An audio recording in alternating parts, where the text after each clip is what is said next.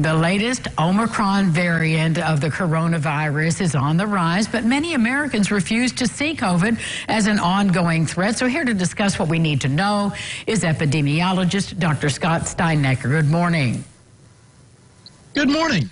Well, what is the hesitation that you are hearing out in the marketplace? I think that people think that they're just tired of COVID and that it's now just something that's with us and always going to be with us, and that they no longer need to be worried about it. But that's not close to the truth. We still see a lot of people requiring admission into the hospital due to the new strains, XBB. It's no more lethal than previous strains, but it still makes a lot of people sick. So as it's on the rise, are you seeing people resist vaccines, just not get them? What's the feeling out there? We have a lot of folks that just don't trust the vaccines, even though we have the new Novavax vaccine, which is made with technology that's been around for a long, long time.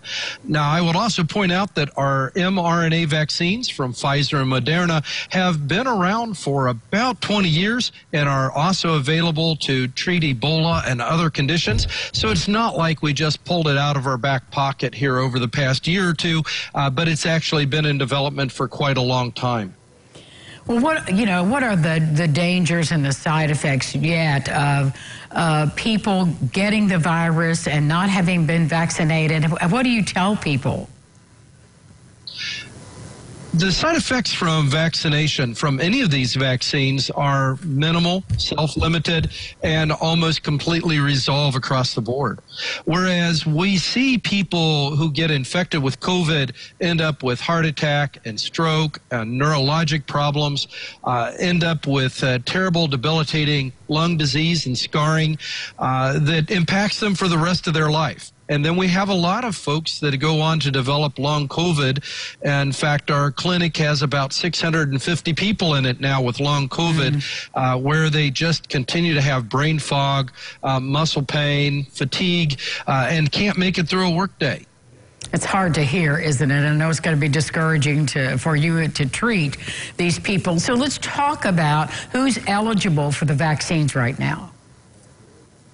Everybody who's over the age of 6 months, who has finished their primary series at least 3 months ago, is eligible for the new updated bivalent vaccine.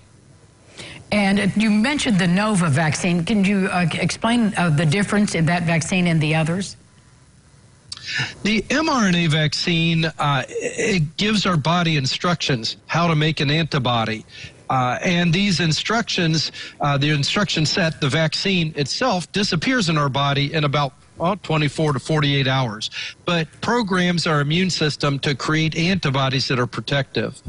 Novavax takes the virus, pieces of the virus, with an additional stimulant, and we take that all of those pieces and then develop our own antibodies once our immune system is stimulated, picking up those pieces like we would other more traditional vaccines. It's fascinating science for sure. Where can you send our viewers to learn more and be encouraged to get those vaccines? I always recommend people go to cdc.gov, and you can learn all kinds of really interesting information, and it's easily accessed, a very, very useful, friendly website.